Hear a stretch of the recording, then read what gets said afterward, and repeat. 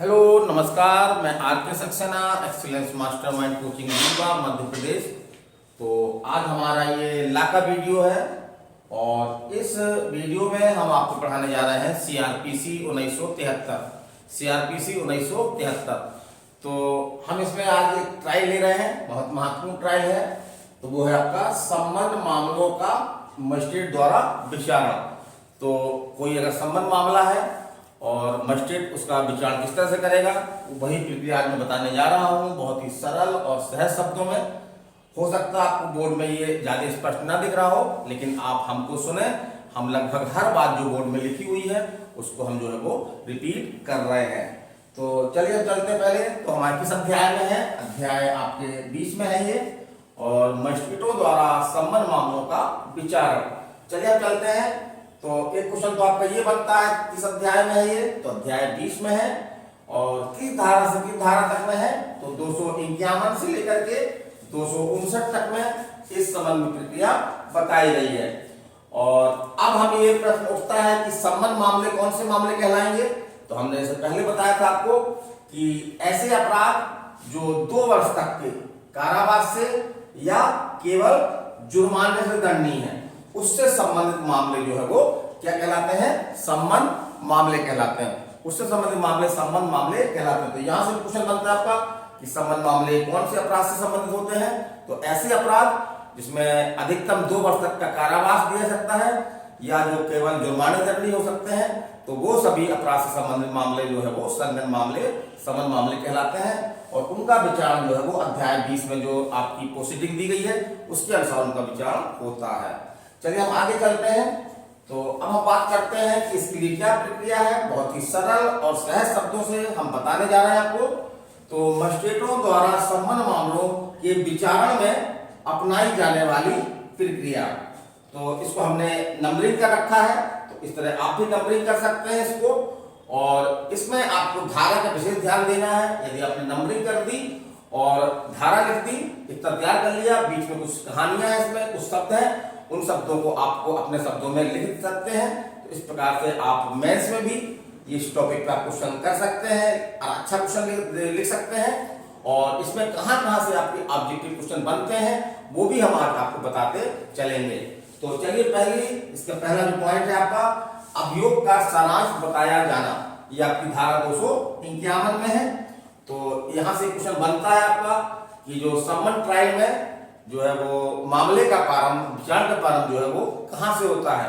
तो अभियोग द्वारा सारांश बताया जाना, अर्थात जब मजिस्ट्रेट के सामने अभियुक्त हाजिर होता है या लाया जाता है, तो सर्वप्रथम मजिस्ट्रेट क्या करेगा कि भाई तुमको यहाँ पे क्यों आए हो, तुमको यहाँ पे क्यों लाया गया है, यहाँ पे तुमको क्यों बुलाया गया है, तो तुम पर किस अपराध का आरोप है, ये उसको बताएगा कि तुमको इस कारण तुमने ऐसा अपराध किया है, इसके कारण से तुमको जो है वो यहाँ पे बुलाया गया है। तो सबसे पहले ये बात बताई जाएगी। फिर दूसरा प्रक्रम क्या होगा कि मजिस्ट्रेट जो है वो अभियुक्त से ये पूछेगा, धारा 251 में भी लिखा हुआ है कि क्या तुम अपना अपराध स्वीकार करना चाहते हो या आगे विचारना चाहते हो, तो ये पूछेगा। और यहाँ पे खास तौर से जहां से क्वेश्चन बनता है आपका वो ये है कि अभी तक हम देख रहे थे सेशन ट्रायल में भी देखा हमने, 12 ट्रायल में भी देखा, इसमें लिखित आरोप लगाना जो है वो आवश्यक था। लेकिन यहाँ पे जो समन ट्रायल है उसमें जो है आरोप विकसित करना जो है वो आवश्यक नहीं है, इस बात को ध्यान रखिएगा कि समन ट्रायल में जो है वो आरोप लगाना आवश्यक नहीं है। लगाए जा सकते हैं लेकिन कानूनी दृष्टि से जो है यदि नहीं लगाए जाते हैं तो ये कोई आवश्यक तथ्य नहीं है। तो समनी ट्रायल में जो है वो आरोप लगाना आवश्यक नहीं है, इस बात को आप ध्यान में रखिएगा। यहाँ से प्री में क्वेश्चन बनता है। तो चलिए हम अगले चलते हैं, दूसरा नंबर देखते हैं हम। तो दोषी होने के अभिभाग पर दोष सिद्धि, ये धारा आपके 252 में है, दोषी होने के अभिभाग पर दोष सिद्धि। तो यदि धारा 251 में मजिस्ट्रेट ने आपसे पूछा कि क्या आप अपना अपराध स्वीकार करना चाहते हैं, तो यदि वो अपना अपराध स्वीकार करता है तो मजिस्ट्रेट क्या कर सकता है? वही आपका धारा 252 में बड़े ही सहज शब्दों से बताया गया है। तो क्या कर सकता है? अभियुक्त के शब्दों, अभियुक्त ने जो इस भाव से अपनी अपराध की स्वीकृति की है, लगभग वही शब्द जो है वो लेखबद्ध करते हुए मजिस्ट्रेट जो है वो स्वयं विवेकानुसार दोष सिद्धि कर सकेगा। तो यहाँ पे चीज ध्यान रखिएगा, यहाँ पे मजिस्ट्रेट के लिए बिल्कुल आवश्यक नहीं है क्योंकि दो सिद्धि कर ही दे, भले उसने अपना अपराध स्वीकार किया है तो मजिस्ट्रेट विवेकानुसार दो सिद्धि कर सकेगा, या चाहे तो दो सिद्धि नहीं करता है तो कार्यवाही आगे बढ़ा दी जाएगी। फिर हम चलते हैं अगला, तो ये कुछ स्पेशल मामलों में है कि छोटे मामलों में अभियुक्त की अनुपस्थिति में दोषी होने के अभिभाग पर दो सिद्धि। छोटे मामलों में अभियुक्त की अनुपस्थिति अर्थात गैर हाजिरी में दोषी होने के अभिभाग पर दो सिद्धि। तो ये किस धारा में है? धारा 253 में है। धारा हमको दिमाग में रखना है, एक क्रम से धारा है ये, यदि हम इस तरह से नंबरिंग कर लेंगे तो धारा हमारे दिमाग में ये बनी रहेंगी। तो पहले तो हम जान लें कि छोटे मामले हैं क्या। तो छोटे मामले आपकी धारा 206 में, इसी दंड प्रक्रिया संहिता की धारा 206 में बताया गया है कि ऐसे अपराध जो केवल 1000 रुपए तक के जुर्माने से दंडनीय है वो धारा 253 के अर्थों में छोटे अपराध हैं। तो छोटे अपराध कौन है? यहाँ से क्वेश्चन बनता है आपका कि धारा 253 के अंतर्गत छोटे अपराध कौन से हैं, छोटे मामले कौन से हैं। तो ऐसे अपराध से संबंधित मामले जिनमें अधिकतम 1000 रुपए तक का जुर्माना है, केवल अधिकतम 1000 रुपए तक का जुर्माना है। अब इसमें क्या होगा? तो यदि इस तरह से अभियुक्त को सम्मन जारी करता है न्यायालय मजिस्ट्रेट, तो उसमें जुर्माने की राशि भी लिखी रहेगी और अपराध स्वीकार अगर वो करता है और जुर्माने की जो राशि संबंध में लिखी हुई है उसको वो डाक के माध्यम से या किसी वाहक के माध्यम से या अपने अधिवक्ता के माध्यम से अपराध को स्वीकार करते हुए जुर्माना की राशि जो है वो अदा कर देता है। तो इस प्रकार से न्यायालय जो है वो उसको जुर्माना लगाया गया अपराध के लिए, अपना उसने अपराध स्वीकार किया है तो उस अपराध में जो राशि अभियुक्त द्वारा भेजी गई है वकील के माध्यम से या वाहक के माध्यम से या डाक के माध्यम से, तो उसको उस राशि में समाहित करके वो मामला यहाँ पे खत्म कर देगा। तो यही बात लिखी हुई है, बहुत सरल शब्दों में बताया हमने, तो हो सकता है आपको समझ में आ गई हो। चलिए अब हम आगे चलते हैं, चौथा पॉइंट हम देखते हैं कि प्रक्रिया जब दो सिद्धि ना किया जाए। इस प्रकार से ऊपर में हमने देखा कि अगर दो सिद्धि कर दी जाएगी तो मामला वहीं से खत्म हो जाएगा, लेकिन यदि दो सिद्धि नहीं की गई है तो अब उसके बाद जो है वो मजिस्ट्रेट कौन सी प्रक्रिया अपनाएगा। तो यहाँ पे सर्वप्रथम क्या होगा? सर्वप्रथम मजिस्ट्रेट जो है वो अभियोजन साक्ष्य लेगा, अभियोजन जो है पक्ष है वो अपना साक्ष्य पेश करेगा और उसके बाद जो है वो दूसरा जो अभियुक्त साक्ष्य अपना पेश करेगा उसको हम क्या बोलते हैं? बचाव साक्ष्य बोलते हैं। यहाँ पे चीज हम और बता दें कि यहाँ पे यदि कोई सम्मन पत्र जारी करवाना है या किसी साक्षी को बुलाना है या कोई दस्तावेज चीज पेश करने के लिए आदेश जारी करना है तो इस संबंध में दोनों पक्षकार जो है वो न्यायालय से आवेदन कर सकते हैं, न्यायालय से अनुरोध कर सकते हैं। तो चलिए अगली हेडिंग है, जब दोनों पक्ष दोनों साक्ष्य हो गया, कौन कौन सा? अभियोजन साक्ष्य और बचाव साक्ष्य। तो इस साक्ष्य के बाद न्यायालय क्या करेगा? तो पॉइंट 5 है ये, इसमें दोष मुक्ति करेगा या दोष सिद्धि करेगा। तो यदि न्यायालय इन बातों पर विचार करते हुए न्यायालय की ये राय है कि अभियुक्त के खिलाफ कोई मामला नहीं बनता है, कोई अपराध साबित नहीं होता है, तो वो क्या करेगा? अभियुक्त को क्या कर सकता है? दोष मुक्त कर देगा। अभियुक्त को क्या करेगा? दोष मुक्त कर देगा। लेकिन यदि न्यायालय की राय है कि अपराध साबित हुआ है तो न्यायालय क्या करेगा?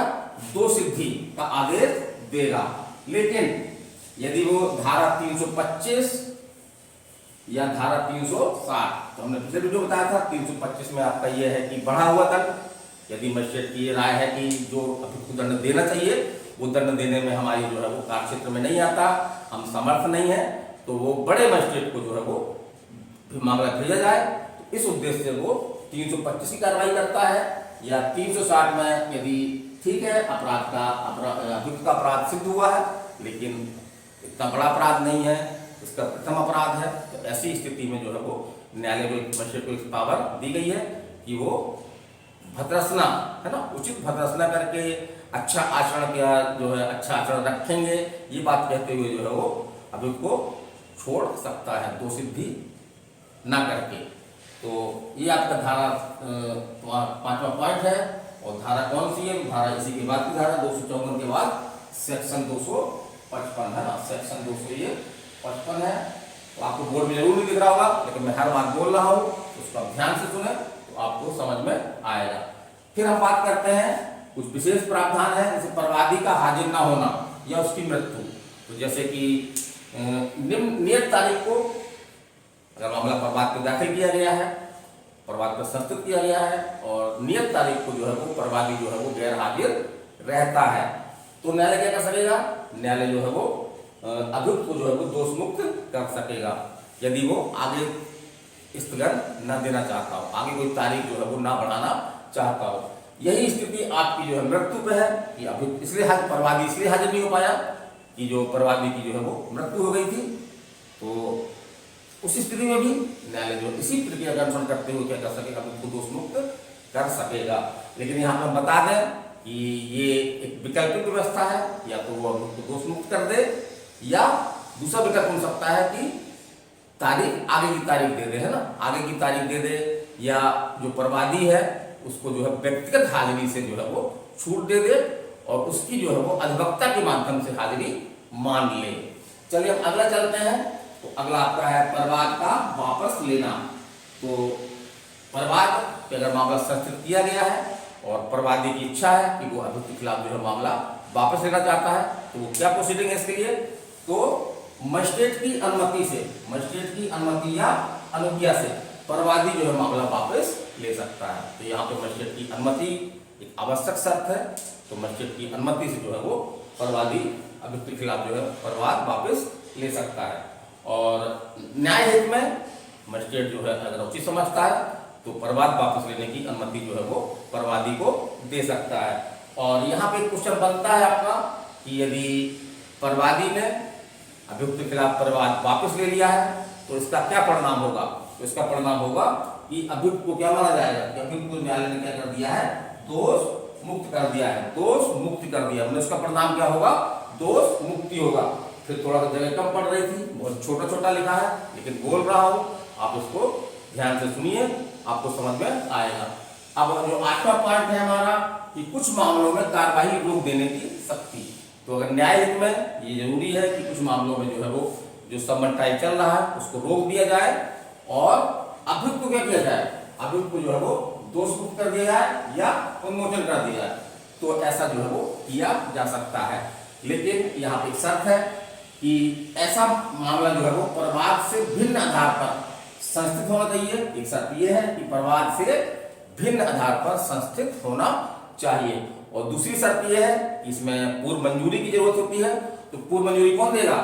पूर्व मंजूरी जो है वो आपका सीजीएम, मुख्य न्यायिक मजिस्ट्रेट या प्रथम वर्ग मजिस्ट्रेट की पूर्व मंजूरी से मजिस्ट्रेट जो है वो मामले को जो है वो कार्यवाही के बीच में ही रोक सकता है। और क्या विकल्प है पास? या तो अभियुक्त को जो है वो दोष मुक्त कर दे या अभियुक्त का जो है वो उन्मोचन कर दे। अभियुक्त को दोष मुक्त कर दे या अभियुक्त का उन्मोचन कर दे। अब थोड़ा सा एक धारा और थी तो वो धारा मैंने यहाँ पे लिख रखी है, इसको ध्यान से सुनिएगा। अगला आपका 9वां पॉइंट है कि संबंध मामलों को वारंट मामले में परिवर्तित करना। तो जैसा हमने बताया कि 2 वर्ष तक के कारावास से संबंधित अपराध जो है उससे संबंधित मामले कौन से मामले कहलाते हैं? संबंध मामले कहलाते हैं। तो संबंध मामले समाप्त छोटे मामले हैं, कम दर से दंडनीय है, इसलिए इसमें संबंध ट्रायल जो है थोड़ा सा ढीली ट्रायल है, थोड़ा सा कम स्टेप है इसमें। तो यदि न्यायिक में ऐसा जरूरी है कि समन ट्रायल वाले जो मामले हैं उनको जो है वो वारंट ट्रायल में बदला जाए, माने समन ट्रायल ना करके उनकी जो है वारंट ट्रायल की जाए, तो ये धारा 9 में जो है वो ये प्रावधान किया गया। धारा 9 बोले 9वें पॉइंट में धारा आपकी कौन सी है? 259 में ये प्रावधान किया गया है। तो अब देखते हैं इसके अंदर क्या बात लिखी है। तो यदि न्याय हित में है ना, मजिस्ट्रेट अगर न्याय हित में ऐसा समझता है, और दूसरी शर्त यह है कि ऐसा अपराध जो है वो 6 मास से अधिक कारावास से दंडनीय हो। ऐसा अपराध जो है वो 6 मास से अधिक कारावास से जो है वो दंडनीय हो।